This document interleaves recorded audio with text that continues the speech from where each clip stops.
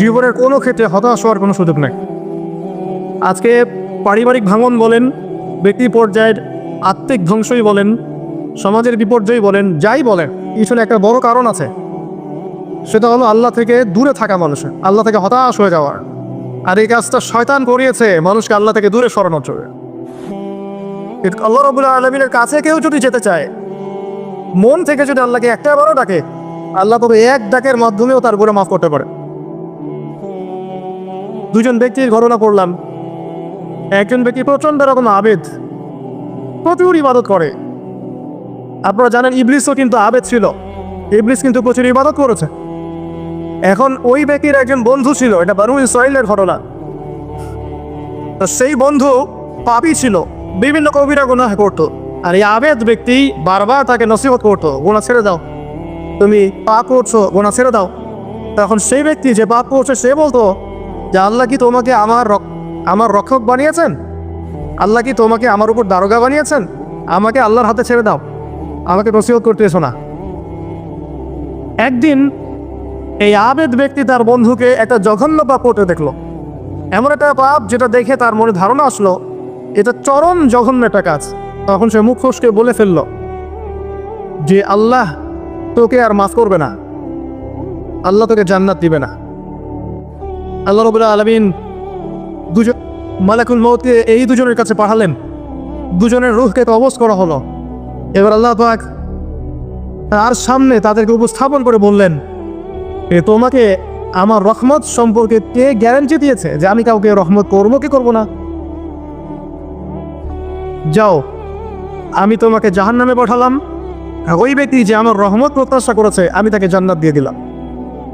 দেখুন, এই হাদিসটা শুনলে মনে হয় বাহ্যিক হয়তো বা মুখে একটা কথার কারণেই সে জাহান্নামে চলে গেল। আসলে বিষয়টা এমন নয়। বিষয়টা আমি আপনাকে বোঝাচ্ছি। বিষয়টা হচ্ছে ইবলিসের মতো। ইবলিস কিন্তু শুধু মন থেকেই বলেনি যে খলাকতানি মিন নার ওয়া খলাকতাহু মিন তিন, আমি কেন তাকে সাজদা করবো আদমকে? আদম তো মাটির তৈরি আর আমি তো আগুনের তৈরি।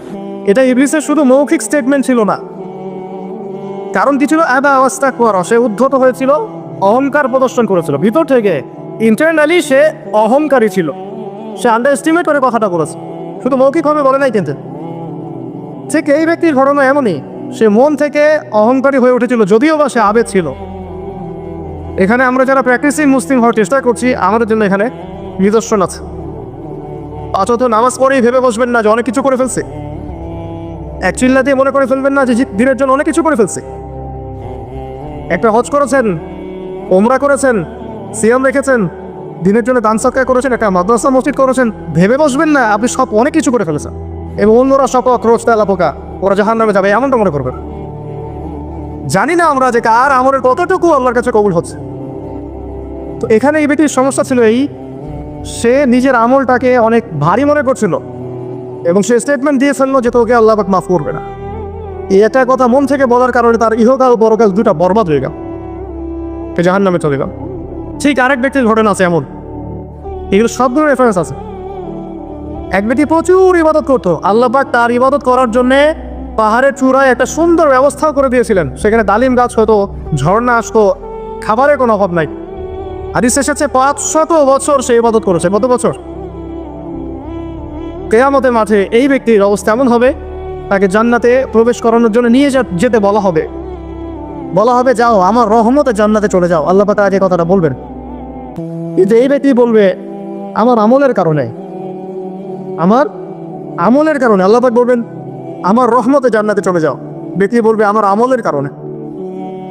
আল্লাহ রাব্বুল আলামিন তখন তাকে দেওয়া সমস্ত নেয়ামতগুলোকে এক পাল্লায় করবেন আর তার সমস্ত আমলকে আরেক পাল্লায় করবেন। একটা চোখের যে নেয়ামত আল্লাহ পাকের, সমস্ত আমল ও 500 বছরের ইবাদত এতটুকু হয়নি। তারপর তাকে বলা হবে ওকে জাহান্নামে নিয়ে যাও। এবার জাহান্নামে যাওয়ার সময় সে বলবে আল্লাহ তোমার রহমতে আমাকে মাফ করে দাও। তখন আল্লাহ পাক তাকে আবার ডেকে নিয়ে আসো, বলবেন যে তোমাকে যে আমি ইবাদত করার জায়গা করে দিয়েছিলাম, এটাকে তুমি নিজে করেছো না আমি করেছি? সে বলবে আপনি করেছেন। তোমাকে যে আমি সৃষ্টি করেছিলাম তখন কি তুমি কোনো আমল করেছিলে? বলবে না। তাহলে তোমাকে যে সৃষ্টি করেছি আমি, এটা কি তোমার আমলের কারণে? না। তোমাকে সারা দুনিয়াতে এত নিয়ামত দিয়েছি, এটা কি তোমার আমলের কারণে? সে বলবে না, তখন তাকে জান্নাতে প্রবেশ করানো হবে। কিয়ামতের মাঠে এমন অনেক ঘটনা ঘটবে যেটা আমাদের চিন্তার বাইরে। আরেকজন ব্যক্তিকে ডেকে আনা হবে, যে ব্যক্তি একটা দুটা নয় বরং 100টা খুন করেছে। সে 99 জন মানুষকে হত্যা করার পর ফতোয়া খুঁজে বেড়াচ্ছিল যে আমার তওবা কবুল হবে কিনা। একজন আবেদের কাছে গিয়েছে। আবেদ আর আলেম কিন্তু এক জিনিস না। আবেদ মানে যে প্রচুর ইবাদত করে, তার জ্ঞান কম, সে শুধু জানে কিভাবে ইবাদত করতে হয়। আলেম হচ্ছে সে যে শরীয়তে গভীর জ্ঞান জানে, আবার ইবাদতও করে। আবার যারা জ্ঞান আছে আমল নাই, সেও কিন্তু প্রকৃত আলেম না। প্রচুর জ্ঞান আছে কিন্তু জ্ঞান অনুযায়ী আমল করে না, সেও কিন্তু প্রকৃত আলেম নন। এবার আসেন, এই আবেদের কাছে গিয়ে সে বলছে আমার কি ক্ষমা হবে, আমি 99টা খুন করেছি। সে বলল তোমার আবার ক্ষমা, তোমার ক্ষমা নাই। তখন এই ব্যক্তি এই আবেদকে হত্যা করে 100টা খুন পূর্ণ করলো, ওকেও সে মেরে ফেলছে। আমার ক্ষমাই হবে না তো তোর বেঁচে থাকার কি দরকার, তুইও মর। এই ব্যক্তির মধ্যে একটা চেতনা তৈরি করলেন যে আমাকে তওবা করতে হবে। সে তখন সার্চ করতে লাগলো আরো কোনো আলেম আছে কিনা। এরপর ওই দূরে একজন আলেমের সন্ধান পাওয়া গেল। সে সেখানে গেল, তাকে গিয়ে বললো আমার কি ক্ষমা হবে। সে আলেম তাকে বললো হ্যাঁ তোমারও ক্ষমা হতে পারে, যাও তুমি ইস্তেগফার করো এবং এই এলাকা থেকে অন্য এলাকায় চলে যাও। মানে যে এলাকায় তুমি অনেকদিন ছিলে, সেখানে তুমি অনেক পাপ কাজ করেছো, এখানে থাকার দরকার নাই। তওবা করে তুমি অন্য কোথাও চলে যাও, নতুন একটা জীবন শুরু করো। এখানে থাকলে হবে কি, তোমার স্মৃতিগুলো তোমাকে তাড়িয়ে বেড়াবে, মানুষ তোমাকে খারাপ নজরে দেখতেই থাকবে, তুমি তখন কষ্ট পাবে। এই জন্য তুমি চলে যাও। তো চলে যেতে যেতে সে রাস্তায় ইন্তেকাল করে। এবার তার রূহ নিবে কে? এই জন্য দুদল ফেরেশতা আসছেন, জান্নাতি এবং জাহান্নামী। তাদের মধ্যে বাক বিতরটা হচ্ছে কে রূহ নিয়ে যাবে। জাহান্নামী ফেরেশতারা বলছেন সে এতগুলো খুন করেছে, তার রূহটা আমরা নিব। আর জান্নাতি ফেরেশতারা বলছেন না, সে তওবা করতে এসেছিল, অতএব সে আল্লাহর অভিমুখী হয়েছে, তার রূহটা আমরা নিব। আল্লাহ পাক এখানে একটা কৌশল করলেন। আল্লাহ পাক ফেরেশতাদেরকে বললেন তোমরা রাস্তা থেকে পরিমাপ করে দেখো, যেদিকে যাচ্ছিল তার পরিমাপ বেশি নাকি যেখান থেকে এসেছে ওর পরিমাণ বেশি। আল্লাহ পাক জমিনকে আদেশ করলেন হে জমিন তুমি প্রশস্ত হয়ে যাও। এবার পরিমাপ করে দেখা গেল সে তো ওভার দিকে আসছিল, এর পরিমাণটা বেশি। এই একটা কাজের ওসিলা আল্লাহ পাক তাকে মাফ করে দিলেন। মনে রাখবেন এটা মৌখিক বিষয় ছিল না, সে মন থেকে ভিতর থেকে কিন্তু সে আল্লাহর প্রতি অনুগত হয়েছিল। এমন অনেক মানুষকে আমরা দেখেছি যে ড্রাগ এডিক্টেড ছিল, মিউজিক করেছে, হারাম সম্পর্কের মধ্যে ছিল, নামাজ ঠিক করতে পারে নাই, কিন্তু যখনই আল্লাহর কথা আলোচনা হতো দেখতাম সে খুবই শান্তভাবে মন থেকে কথা শুনছে। এই কথা শুনতে শুনতে শুনতে একদিন মাশাআল্লাহ এখন দেখবেন যে চিল্লা দিয়ে বেড়াচ্ছে বিভিন্ন মসজিদে। আল্লাহ হেদায়েত দিয়েছে, সব ছেড়ে দিয়েছে। এরকম মানুষের অভাব নাই কিন্তু সমাজে। তো এখানে আল্লাহ পাকের রহমত বা দয়ার একটা উজ্জ্বল দৃষ্টান্ত দেখতে পারবেন। ঠিক এরকম আরো একটা ঘটনা আছে বনু ইসরাইলের। এক ব্যক্তি এত পাপ করেছে যে শেষে মৃত্যুর সময় সে সন্তানদেরকে ডাকছে, ডেকে বলছে যে আমি যখন মারা যাব আমার লাশটাকে তোমরা কবর দিও না, যদি আল্লাহ পাক আমাকে ধরতে পারেন তাহলে খবর আছে আমার। কি করতে হবে? সে বলছে যে আমার দেহটাকে তোমরা পুড়িয়ে ফেলবে এবং পুড়িয়ে ফেলার পরে ছাইগুলোকে একত্রিত করবা, করে অর্ধেক ছাই সমুদ্রে ভাসিয়ে দিবা, অর্ধেক ছাই বাতাসে উড়িয়ে দিবা। সন্তানরা তাই করলো। মৃত্যুর পর আল্লাহ পাক এই সমুদ্র এবং জমিনকে বাতাসকে আদেশ করলেন যে তোমরা ছাই জড়ো করে দাও। আর মানুষ আর জিন আল্লাহর কথা না শুনলেও এই প্রকৃতি আল্লাহ পাকের কথা শোনে। বিজ্ঞান বলে প্রকৃতি থেকে সব হচ্ছে। কি প্রকৃতি? প্রকৃতি কি কাকে বলে? মানুষকে আল্লাহর ইবাদতকে বাদ দিয়ে প্রকৃতি পূজায় নিয়ে গেছে। এই পুরো প্রকৃতি আর মহাবিশ্ব এক আল্লাহর ইবাদত করে। কে সৃষ্টি করলো প্রকৃতি? প্রাকৃতিক ভাবে হয়েছে সবকিছু বলে, আল্লাহ থেকে হয়েছে বলা যাবে না। বলে আপনি মৌলবাদী হয়ে যাবেন। আল্লাহ শব্দ ইউজ করে আপনি মৌলবাদী হয়ে যাবেন। ধর্মতাত্ত্বিক শব্দগুলোকে আস্তে আস্তে উঠিয়ে দেওয়া হয়েছে। দেখবেন যুক্তি বিজ্ঞান দার্শনিক শব্দগুলোকে আনা হয়েছে। এটা টেকনিক্যালি করা হয়েছে। কোনো সেকুলার মিডিয়াতে আপনি দেখবেন না ইনশাআল্লাহ বলছে। ইনশাআল্লাহ প্রমাণ করবে যে আপনি আস্তিক না নাস্তিক। তো প্রকৃতিকে আল্লাহ পাক আদেশ করলেন এই সমুদ্র ছাই জড়ো করো, এই বাতাস ছাই জড়ো করো। তারা ছাই জড়ো করে দিল। এই ব্যক্তিকে বলা হচ্ছে তুমি জীবিত করে আল্লাহ পাক বলছেন তুমি কি যেই কাজটা করেছিলে লিমা ফাআলতা হাদা, তুমি এই কাজটা কেন করেছো? তখন এই ব্যক্তি উত্তর দিচ্ছে মিন খাশিয়াতিকা ইয়া রাব্বি ওয়া আনতা আ'লাম। হে আল্লাহ, আমি আমার বুঝে যা এসেছে আপনার ভয়েই আমি এই কাজটা করেছি, আর আপনি খুব ভালো করেই জানেন যে আমি আপনার ভয়ে করেছি নাকি অন্য কোনো কারণে করেছি। মানে আপনি আমার মনের কথা জানেন, আল্লাহ পাক তাকে মাফ করে দেবেন।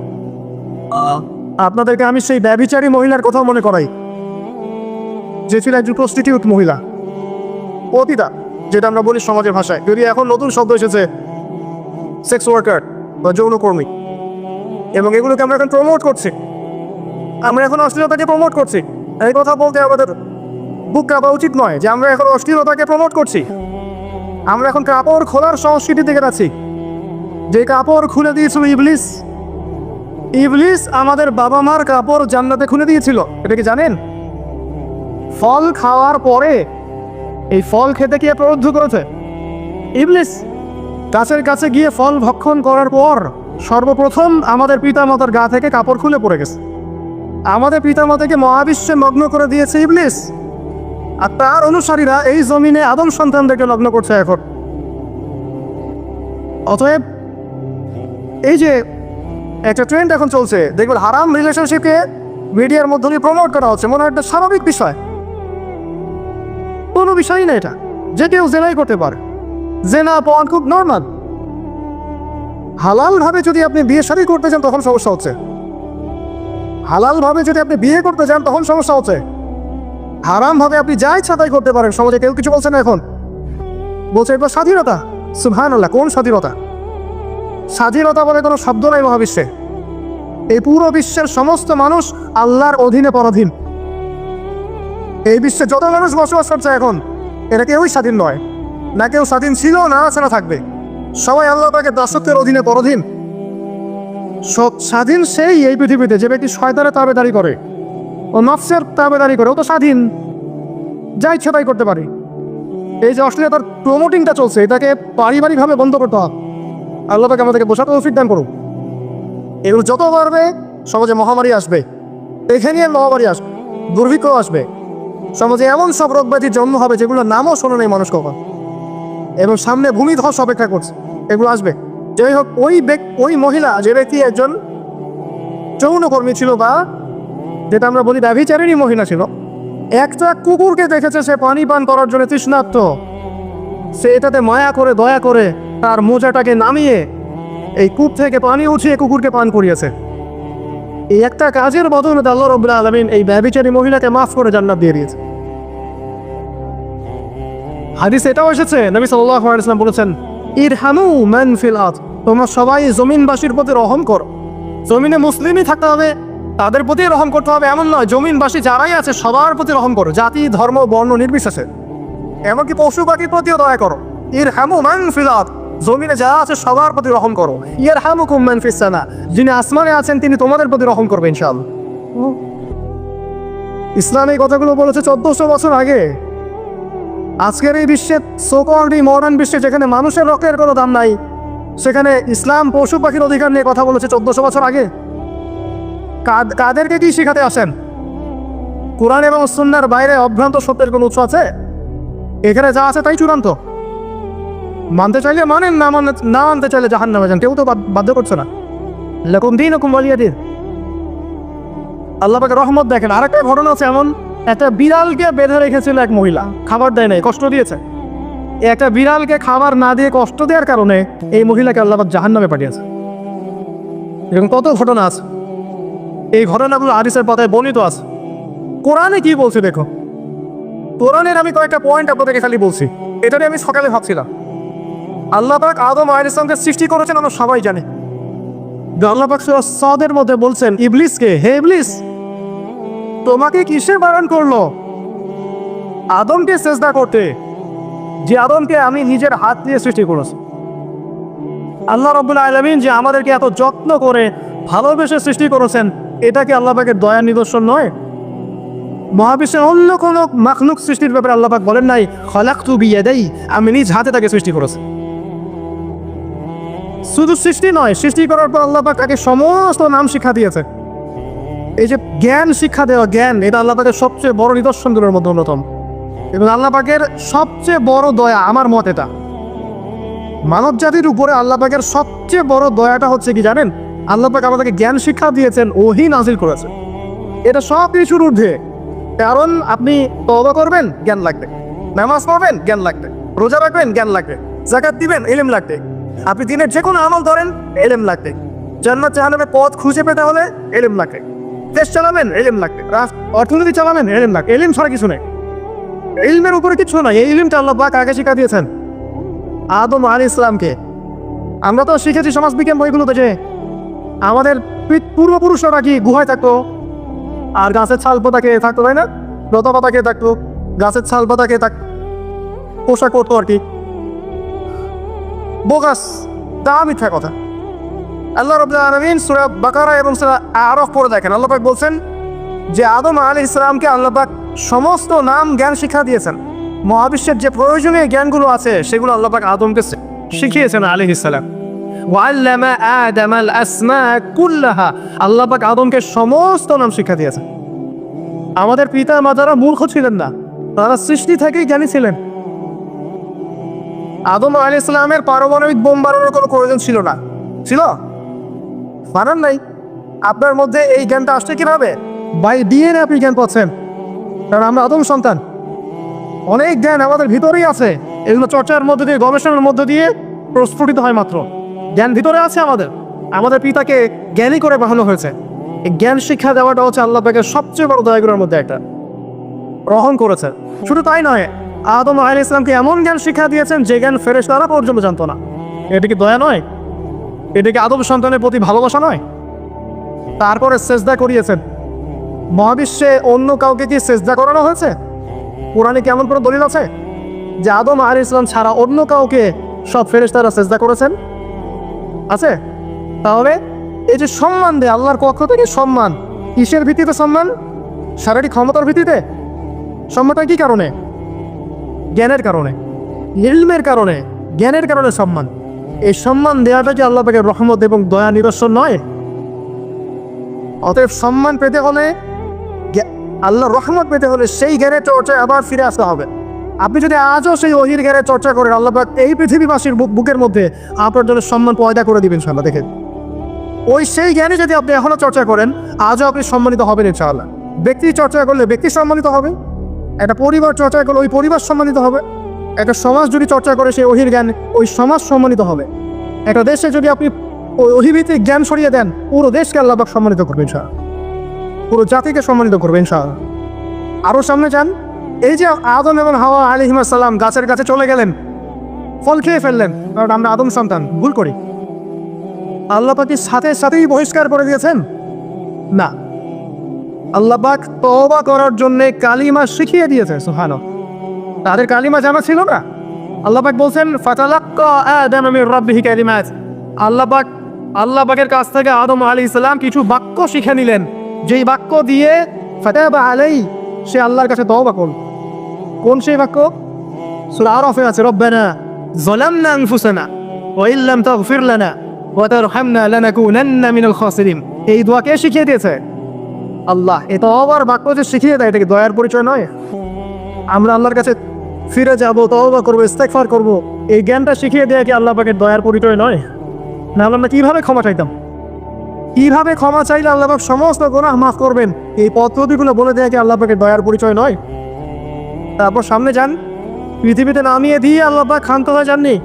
আল্লাহ রাব্বুল আলামিন আসমান থেকে হেদায়েতের গ্রন্থ পাঠিয়েছেন, বলেছেন এই গ্রন্থের মধ্যে যা আছে মেনে চললে তোমরা আবার জান্নাতে ফিরে আসবে ইনশাআল্লাহ। আল্লাহ পাক আদম এবং হাওয়া আলাইহিস সালাম এবং আদম সন্তান সবাইকেই সৃষ্টি করেছেন, উদ্দেশ্য হচ্ছে আল্লাহ পাক আমাদেরকে জান্নাত দিতে চান। আল্লাহ পাক চান যে আমরা যেন জান্নাতে যাই। যদি আমরা জান্নাতে যেতে না করি পরকালে, একটা কারণে যেতে পারবো না, অন্য একটা কারণ, সেটা হলো আমাদের নিজের দোষে। একটা কারণ, যারা জাহান্নামে যাবে মানুষ এবং জিনদের মধ্যে, নিঃসন্দেহে মহাবিশ্বে তারা ছাড়া জাহান্নামে যাওয়ার উপযুক্ত কেউ ছিল না। ও জাহান্নামে যাওয়ার উপযুক্ত ছিল বলেই আল্লাহ পাক তাকে জাহান্নামে পাঠাবেন। আর যারাই জান্নাতে যাবে প্রত্যেকেই শুধু আমলের বদৌলতে যাবে না, বরং আল্লাহ পাকের রহমতেই যাবে। আল্লাহ পাকের রহমত যাদের উপরে বর্ষিত হবে তারাই জান্নাতে যাবে ইনশাআল্লাহ। কে আমল দিয়ে যেতে পারবে না। যত আমলই করি বলা যাবে না আমলের বদৌলতে জান্নাতে যেতে পারবো। আল্লাহ পাক গয়না করলে হবে না। আল্লাহ পাক চান যে আদম সন্তান যেন জান্নাতেই যায়, এই কারণেই সৃষ্টি করা, এই কারণেই আপনার ওহিভিত্তিক গ্রন্থগুলো পাঠানো, এই কারণে নবী রাসূল পাঠানো, আলেম ওলামা সৃষ্টি করা, মানুষকে সতর্ক করা, হায়াত দেয়া, বারংবার জীবনে চলতে ফিরতে আপনাকে অ্যালার্ম করা হয় আল্লাহর পথে ফিরে আসেন, আল্লাহর পথে ফিরে আসেন। অ্যালার্ম করা হয় না? বিপদ দিয়ে আপনাকে অ্যালার্ম করা হয় আল্লাহর পক্ষ থেকে। আপনি চলতে পথে হোঁচট খান, আল্লাহ আপনাকে অ্যালার্ম দেন, ফিরে আসো। চলছেন বিপথে, আল্লাহ পাকে অ্যালার্ম দেন, ফিরে আসো। আল্লাহ পাকের পক্ষ থেকে কিন্তু এগুলো আসে। অদ্ভুত একটা হাদিস বললাম, অদ্ভুত বলতে বলছি অ্যামেজিং হাদিস, যে একটা সাহাবী বলছে, সালমান রাদিয়াল্লাহু আনহু, তিনি বলছেন যে যখন মুমিনের উপর বিপদ আপদ বালা মুসিবত আসে, তখন মুমিনের এই বিপদ আপদ বালা মুসিবত রোগ শোকের বদৌলতে আল্লাহ পাক তার গুনাহগুলোকে মাফ করে দেন এবং তার মর্যাদাকে বাড়িয়ে দেন, এবং সে আল্লাহর দিকে ফিরে আসার অনুশোচনা করার সুযোগ পায়। আর যখন কাফের মুশরিক বা ফাসিক মানুষকে এইসব রোগ ব্যাধি বিপদ আপদ বালা মুসিবত ঘিরে ধরে, তার দৃষ্টান্ত সেই উটের ন্যায় যে উটটাকে তার মালিক বেঁধে রেখেছে, এরপর ছেড়ে দিয়েছে। সে উটটা বুঝতেও পারলো না কেন তার মালিক তাকে বেঁধে রাখলো আর কেনই বা তাকে ছেড়ে দিল। কথাটা কি বুঝতে পারছেন? আল্লাহ দ্রোহী তাদের উপর যখন বিপদ আপদ বালা মুসিবত আসতে থাকে, তারা বুঝে না যে কি জন্য আসলো আর কেন চলে গেল। কিন্তু মুমিন ব্যক্তি যারা মুসলিম, আল্লাহর অনুগত, তাদের বিষয়টা হচ্ছে এমন বিপদ আপদ বালা মুসিবত রোগ ব্যাধি তাদেরকে আল্লাহর দিকে ফিরিয়ে নিয়ে আসবে।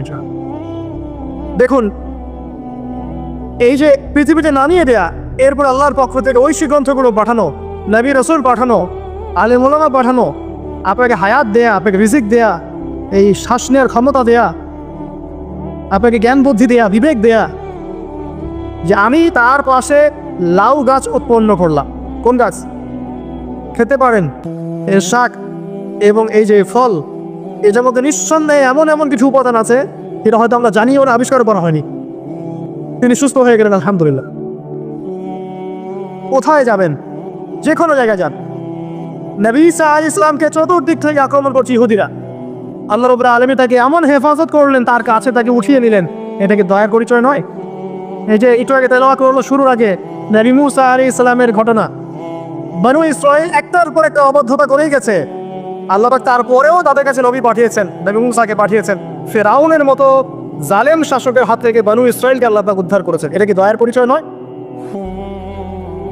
নবী মুসা আলাইহিস সালাম গাছের নিচে বসে আছেন, খাবার নাই, বাসস্থান নাই, কিছু নাই, বরং তার গায়ে একটা অপবাদ দেওয়া হয়েছে যে তিনি নাকি একজন মানুষকে খুন করেছেন, অথচ তার ইন্টেনশন সেটা ছিল না। তিনি একটা ঘুষি দিয়েছেন লড়াই থামানোর জন্য, ওই এক ঘুষিতেই সেই ব্যক্তি ডেড। এবার তিনি গাছের নিচে বসে দোয়া করছেন, রব্বি ইন্নী লিমা আনজালতা ইলাইয়া মিন খায়রিন ফাকির। আল্লাহ, আমি নিঃস্ব অসহায় হয়ে এখানে বসে আছি, তুমি আমার উপর তোমার যে রহমত পৌঁছাবে, আমি তার ভিখারি হয়ে বসে আছি। দোয়া করার সাথে সাথেই ওই সোহাইব আলাইহিস সালামের মেয়ে হেঁটে হেঁটে চলে আসলো। তিনি স্ত্রী পেলেন, তিনি শ্বশুর পেলেন, একজন নবী পরিবার পেলেন, বাসস্থান পেলেন, চাকরি পর্যন্ত পেলেন। 8 বছর তিনি রাখালি করেছেন সোহাইব আলাইহিস সালামের ফার্মের মধ্যে। দয়া মুহূর্তেই চলে আসবে, শুধু আল্লাহ দিকে অভিমুখী হলেই হয়, এগুলো দয়া। আইয়ুব আলাইহিস সালামের কথা মনে আছে না? দীর্ঘদিন রোগে ভুগছেন, চিকিৎসা হচ্ছে না, ভালো হচ্ছে না, শেফা হচ্ছে না। এখানে যারা আধ্যাত্মিকতা নিয়ে পড়াশোনা করেন, লেখালেখি করেন, তারা বলেছেন তাদের কিছু কিছু কিতাবের মধ্যে, রোগটা যখন এমন একটা পর্যায়ে চলে আসলো যে তিনি জিহ্বাটা নড়াতে পারছেন না, কারণ তিনি আল্লাহ পাকে জিকির করতে প্রচণ্ড ভালোবাসতেন। এক পর্যায়ে রোগটা এমন একটা জায়গায় চলে আসলো যে জিহ্বাটা তিনি নড়াতে কষ্ট হচ্ছে। তখন যে তিনি বলছেন, রব্বি আন্নী মাসসানি আদ-দুররু ওয়া আনতা আরহামুর রাহিমিন, হে আল্লাহ, আমাকে কষ্ট স্পর্শ করেছে, আর তুমি তো ক্ষমাকারী, আবার রহমকারীদের মধ্যে সর্বশ্রেষ্ঠ রহমকারী। আমি জিকির করতে পর্যন্ত পারছি না, আল্লাহ আমার রোগটা শেফা দিয়ে দাও। বলার সাথে সাথে আল্লাহ রাব্বুল আলামিন প্রশ্রবণ ঝর্ণা তৈরি করলেন, এখানে গোসল করো, শেফা হয়ে গেল। এগুলো কি রহমতের পরিচয় নয়? এখানে এক্সপেরিয়েন্স করার এমনও বলেছেন, আজকে আমরা যারা বাহ্যিক সৌন্দর্য নিয়ে বেশি গর্ব করি আর কি, আত্মিক সৌন্দর্যের চাইতে বাহ্যিক সৌন্দর্য নিয়ে যারা বেশি গর্ব করি, যদি আল্লাহ তাকে আমাদের পোশাকটাকে পরিবর্তন করে দেন, আত্মাটাকে দেহের পোশাক দেন আর দেহটাকে আত্মার পোশাক বানায় দেন, তাহলে দুর্গন্ধে কি আমাদের সামনে আসা যাবে না। কথা আপনারা বুঝতে পারছেন না? আইয়ুব আলাইহিস সালামের আত্মাটা ছিল পবিত্র, পরিশুদ্ধ, আর দেহের মধ্যে রোগ হয়েছিল। আর এই পুরো বিশ্বের ম্যাক্সিমাম লোকের মানুষের রোগ এখন আত্মায়, দেহে নয়। আবার বলছি, হয়তো বুঝতে পারছেন না। আইয়ুব আলাইহিস সালামের রোগটা হয়েছিল দেহে, বাইরে। তার আত্মা ছিল পবিত্র, পরিশুদ্ধ আত্মা। দেহের রোগের একটা পর্যায়ে যখন জিহ্বাটায় ইফেক্ট হলো, তখন জিকির করতে তার কষ্ট হচ্ছে, তখন তিনি দোয়া করছেন, আল্লাহ আমার এই রোগটাকে শেফা দিয়ে নাও। আর এখনকার পুরো জেনারেশন এই সভ্যতার রোগ হচ্ছে ভিতরে ভিতরে আত্মায়। দেহের রোগের চাইতে তার আত্মার রোগটা বেশি। এখন এই আত্মাটাকে যদি দেহ বানিয়ে দেওয়া হয় আর দেহটাকে আত্মার পোশাক পরিয়ে দেওয়া হয়, দুর্গন্ধে কেউ সামনে আসতে চাবে না। তাই আইয়ুব আলাইহিস সালামের সেই দোয়া এখন আমাদের বেশি করা উচিত। রব্বি আন্নী মাসানি দুররু ওয়া আনতা আরহামুর রাহিমিন। আল্লাহ, আমাদের আত্মায় রোগ এসেছে, এটাকে তুমি শেফা দাও। দেহের রোগ লেস ইম্পর্টেন্ট, আত্মার রোগটা বেশি ইম্পর্টেন্ট। এরকম নিদর্শন কোরআনের পাতায় পাতায় ছড়িয়ে আছে। আসহাবুল কাহফ, পুরো সমাজ ওদেরকে মেনে নিচ্ছে না, গুহায় চলে গেলেন, ঘুম পাড়িয়ে দিলেন আল্লাহ পাক 309 বছর। কত বছর? 309 বছর একটা দোয়ার বদৌলতে। তারা বলেছিল রব্বানা আতিনা মিন লাদুনকা রাহমা ওয়া হাইয়্যিক লানা মিন আমরিনা রাশাদা। আল্লাহ পাক শুধু ঘুম পাড়িয়ে রাখলেন না, তাদের মধ্য দিয়ে আল্লাহ পাক পুরো একটা সভ্যতাকে হেদায়েত করে দিলেন। আলহামদুলিল্লাহ। যে সভ্যতা বিশ্বাস করতো না যে পরকাল বলে কিছু আছে, দাকিয়ানুস বাদশার সেই জুলুম থেকে আল্লাহ পাক এই 10 জন বা 9 জন যুবককে বাঁচালেন, ওদেরকে কিয়ামত পর্যন্ত কোরআনের পাতায় স্থান দিলেন, নিদর্শন বানালেন এবং তাদের মধ্য দিয়ে একটা পুরো সভ্যতাকে হেদায়েত দিলেন।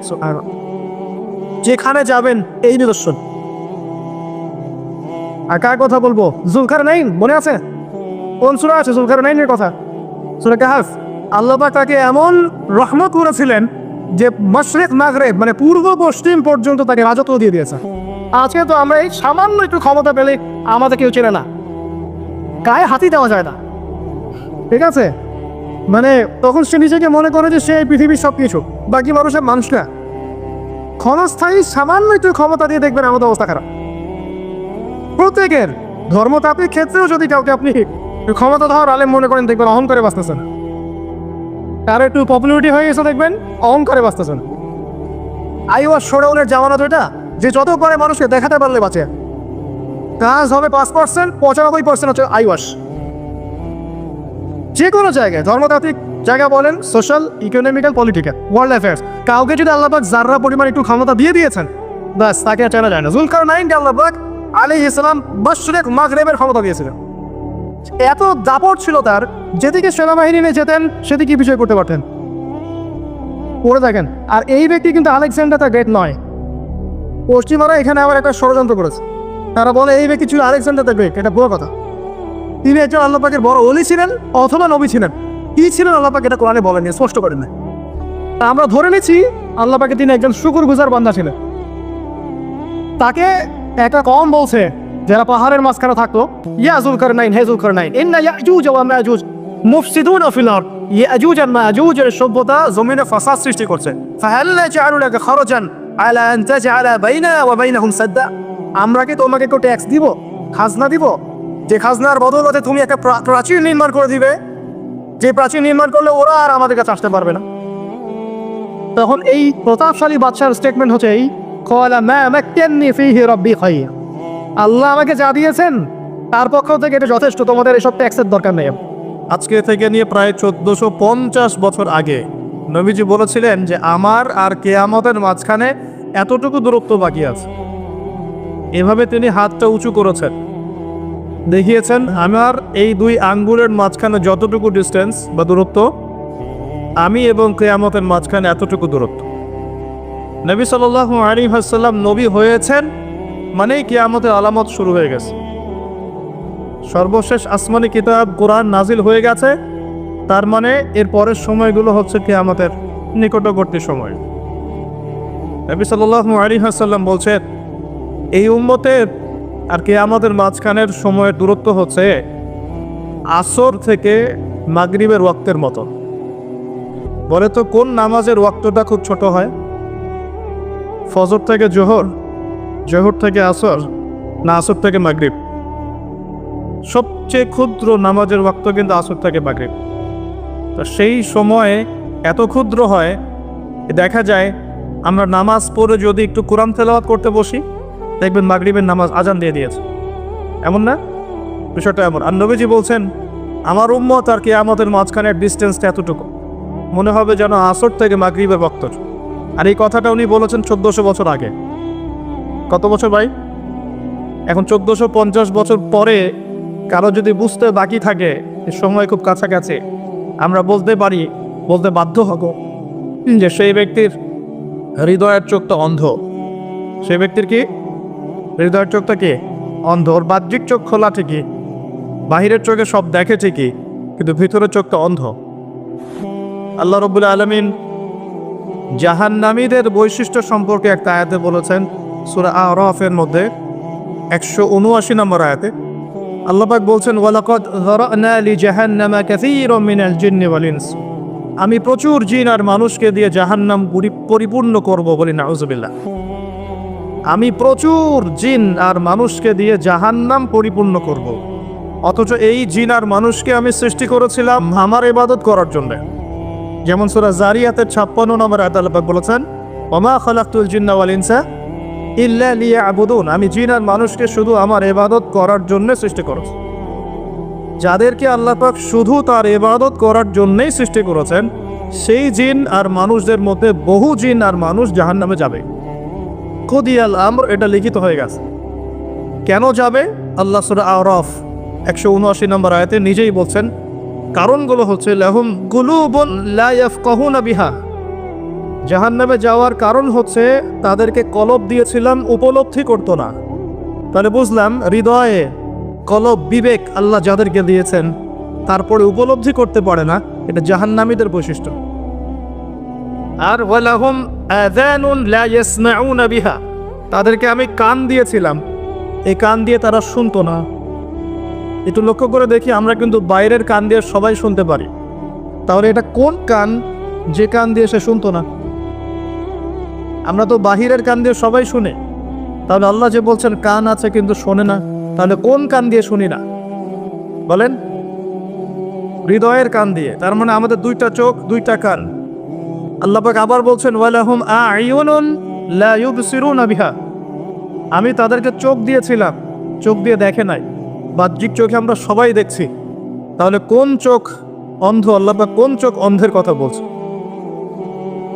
আবু জেহেল এবং উমর রাদিয়াল্লাহু আনহু, এই দুই ব্যক্তি নবী সাল্লাল্লাহু আলাইহি ওয়াসাল্লামের দোয়ার দ্বার প্রান্তে ছিলেন। আল্লাহর নবীজি দোয়া করছেন, হে আল্লাহ, ইসলামের কঠিন সময় চলছে, মক্কায় অনেক জুলুম নির্যাতন চলছে। আল্লাহ, তুমি এই দুই ব্যক্তির মধ্যে যে কোনো একজনকে হেদায়েত দিও।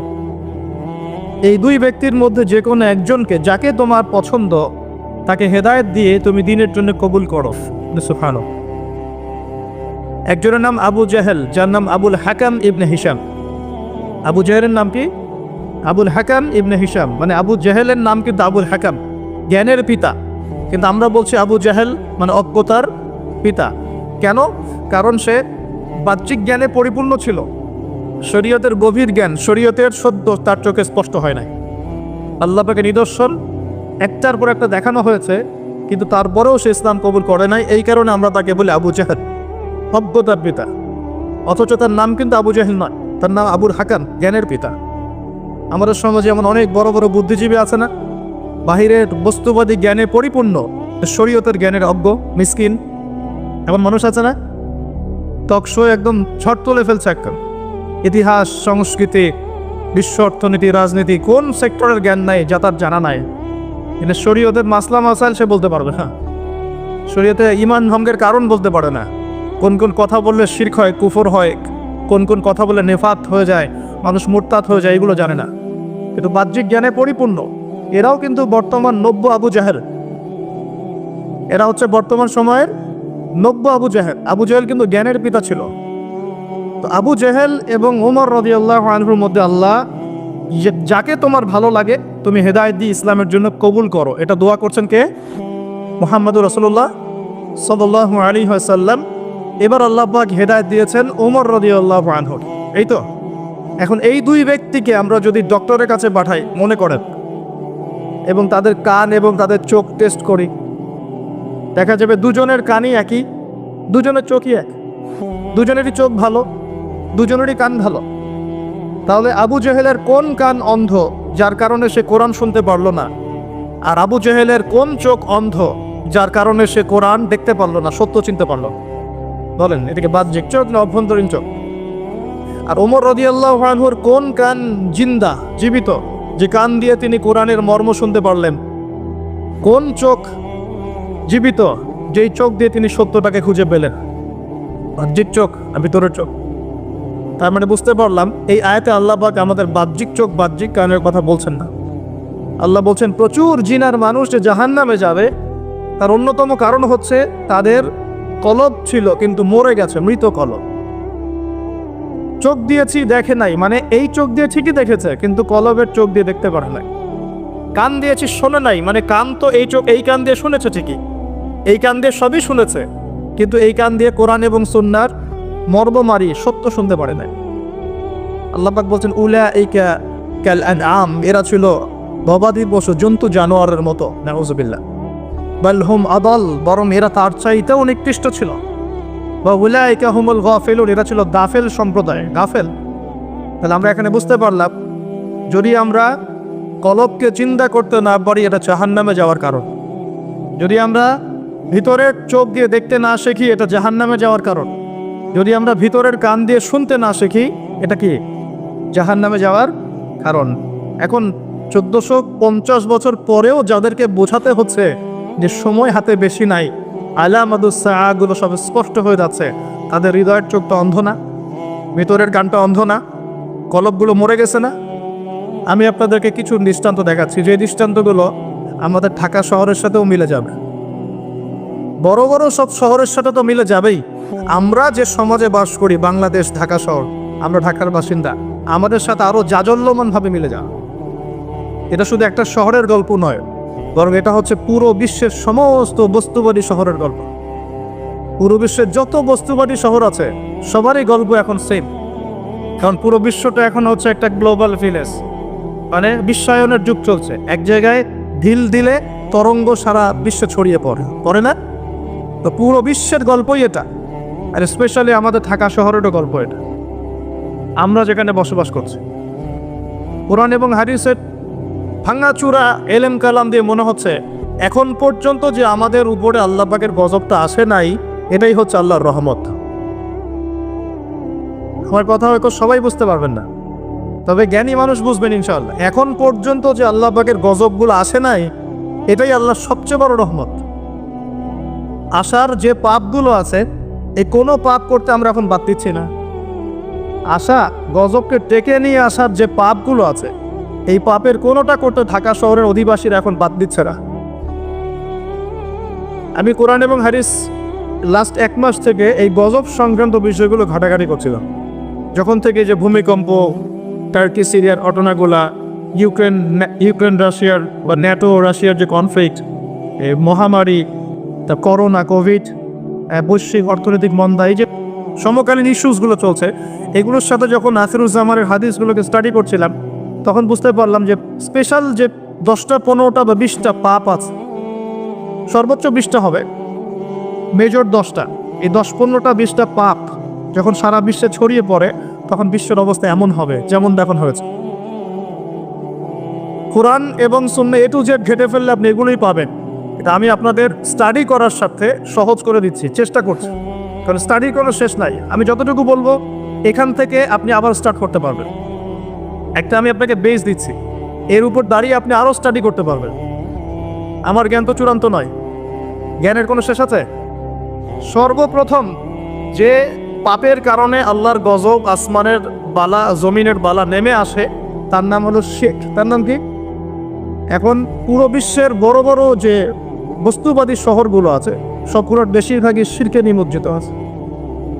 আর এই শিরক শুধুমাত্র আল্লাহ ছাড়া মূর্তি পূজা করাই শিরক নয়, শুধুমাত্র আল্লাহ ছাড়া চন্দ্র, সূর্য, গ্রহ, নক্ষত্রের পূজা করাই শিরক নয়, শুধুমাত্র এই আল্লাহর সন্তান আছে এই ঘোষণা দেওয়ার নামই শিরক নয়। আমরা আমাদের শহরগুলোর মধ্যে আল্লাহ পাকের হালালকে হারাম করে নিয়েছি, হারামকে হালাল করে নিয়েছি, এটাও একটা শিরক, এটা একটা কুফর। আর এই শিরকের মধ্যে আমাদের পুরো ঢাকা শহর ডুবে গেছে। আমরা আল্লাহ পাকের হালালকে হারাম করে নিচ্ছি, আল্লাহর হালালগুলো হারাম করছি, হারামগুলো হালাল করছি। আরও আছে, আমরা মনে করি যে অমুসলিমরাই মনে হয় শিরক করে, অথচ এখন মুসলিমদের মধ্যে বহু মানুষ কবর পূজা করছে, কবরে গিয়ে সেজদা করে। ওর ধারণা, তার ধারণা কবরের শায়িত মানুষ তাকে ভালো মন্দ দিতে পারত। কবরের শায়িত মানুষ কি আমার কল্যাণ অকল্যাণ করতে পারবে? আমরা জানি যে নবী মুহাম্মদ সাল্লাল্লাহু আলাইহি ওয়াসাল্লাম সুপারিশ করবেন, ঠিক আছে? তার সুপারিশে কবিরা গুনাহগার ব্যক্তিরা জাহান্নাম থেকে বের হয়ে আবার জান্নাতে যাবে ইনশাআল্লাহ। আমরা জানি আল কোরআন সুপারিশ করবে, আমরা জানি যে রোজা সওম সুপারিশ করবে, আমরা জানি দান সদকা কিয়ামতের মাঠে বান্দাকে ছায়া দিবে। কোরআনে সূরা আলে ইমরান, সূরা বাকারা, সামিয়ানার মতো বান্দাকে ছায়া দিবে। আমরা জানি আলেম ওলামা সুপারিশ করবে, হাফেজে কোরআন সুপারিশ করবে, আমরা জানি শহীদগণ সুপারিশ করবে। সুপারিশ এক জিনিস, কিন্তু মৃত মানুষ কি আমাকে কল্যাণ অকল্যাণ দিতে পারে? তো মুসলিমদের মধ্যে বহু মানুষ এখন কবর পূজা করছে না। এই এই এই শিরকটা কি ঢাকার মতো বড় বড় শহরগুলোতে নাই? বাংলাদেশে নাই? কোনো কোনো ক্ষেত্রে এরকম কবর পূজারীরা নিজেদের নাম দিয়ে দিয়েছে ওরা সুন্নি, নিজে করছে কবর পূজা, নাম দিয়ে রেখেছে আমি সুন্নি। এই টাইটেলটা পবিত্র টাইটেল। সুন্নি মানে কি? যে সুন্নতের অনুসরণ করে। সুন্নি মানে কি? যে নবীর সুন্নতের অনুসরণ করে। একটা দলিল দেখেন তো, নবী সাল্লাল্লাহু আলাইহি ওয়াসাল্লাম কারো কবরে সেজদা দিয়েছে? সাহাবীগণ কারো কবরে সেজদা দিয়েছে? সাহাবীগণ কোনো মৃত মানুষের কাছে দোয়া করেছে? তাহলে এই কাজগুলো কি শিরক হচ্ছে না? এই জিনিসগুলো চলছে, এইগুলো আল্লাহর গজব নামিয়ে নিয়ে আসে। আরও আছে। আমরা শিরক মানে শুধু এটাই মনে করি যে আল্লাহর জন্য নামাজ পড়তে হবে, অন্য কারোর জন্য পড়া যাবে না, আল্লাহর জন্য কোরবানি করব, অন্য কারোর জন্য করা যাবে না। কিন্তু আমরা এখন কি করছি জানেন? আমরা রাজনীতি, অর্থনীতি, এমনকি শিক্ষানীতির মধ্যেও শিরকি আকীদা ঢুকিয়ে দিয়েছি। যেমন রাজনীতির মধ্যে ঢুকিয়েছি সমস্ত ক্ষমতার উৎসকে জনগণ।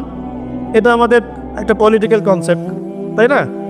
আল্লাহ পাক বলছেন তাবারাকাল্লাযী বিয়াদিহিল মুলক, তাবারাকাল্লাযী বিয়াদিহিল মুলক, সূরা মুলকের 1 নম্বর আয়াত। এবং এই সূরা মুলক আল্লাহ পাক আপনাকে রাতের বেলা পড়তে বলেছেন।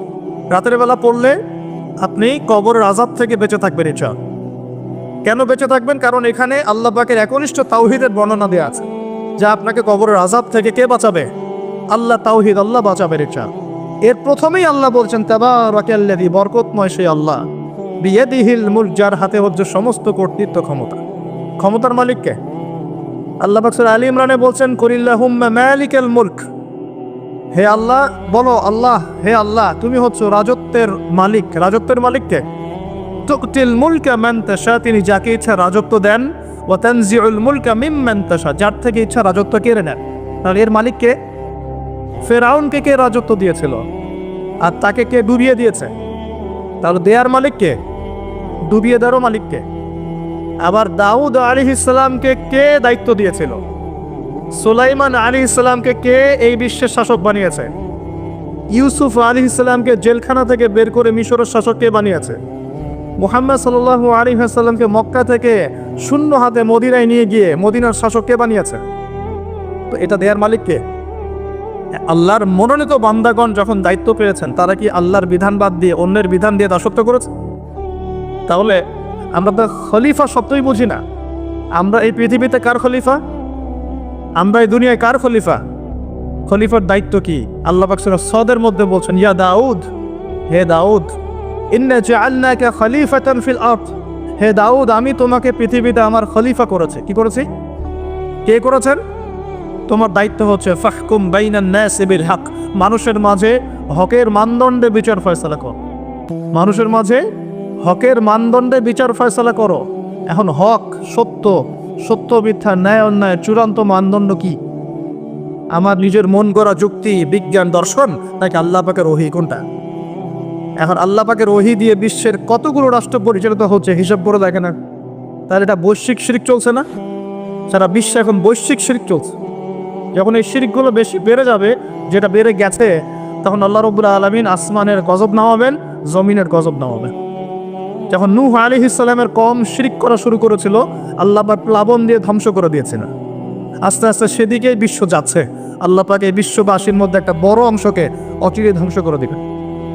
লিখা হয়ে গেছে এগুলো। আরো সামনে যান। আমরা অর্থনীতির মধ্যেও শিরক করছি। কেমন শিরক করছি? আল্লাহ পাক হালাল অর্থনীতি দিয়েছেন, ইসলামিক অর্থনীতি।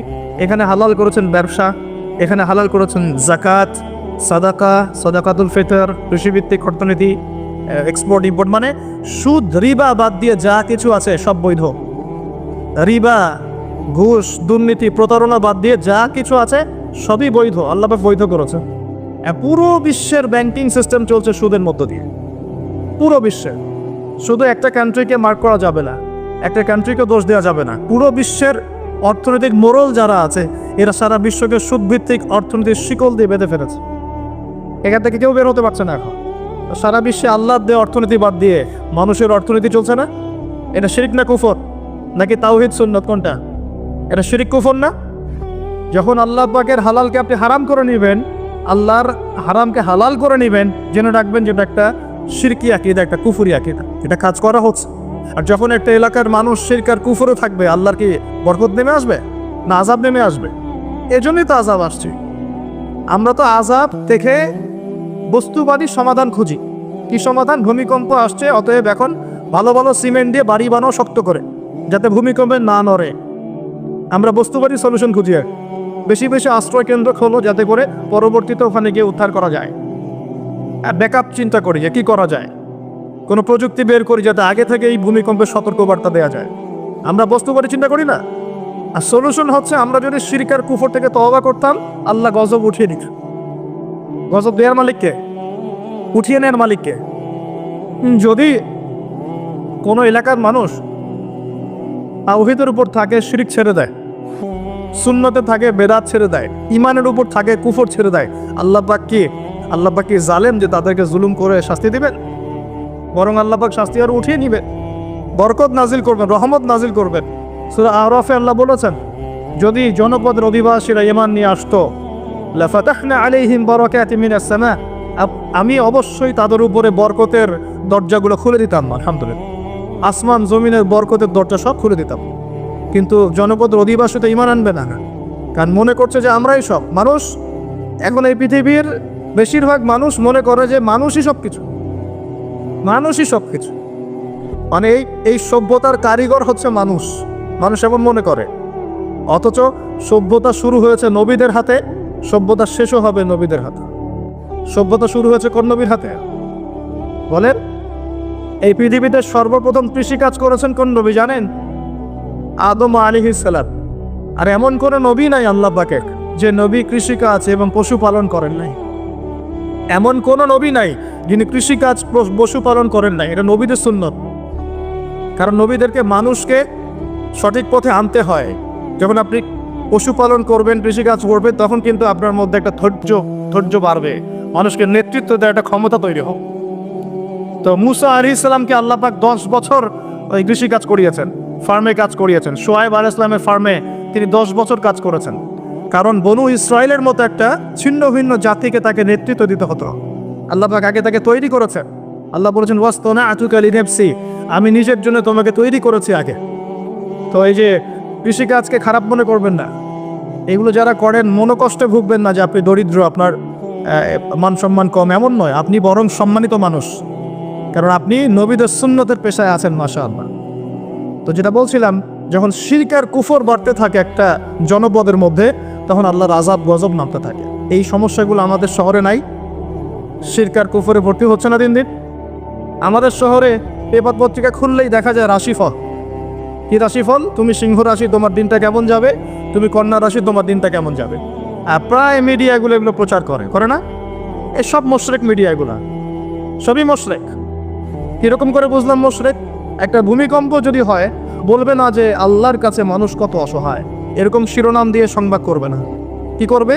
প্রকৃতির কাছে মানুষ কতই না অসহায়। আল্লাহ বললে মূল্যবাদী হয়ে যাবে।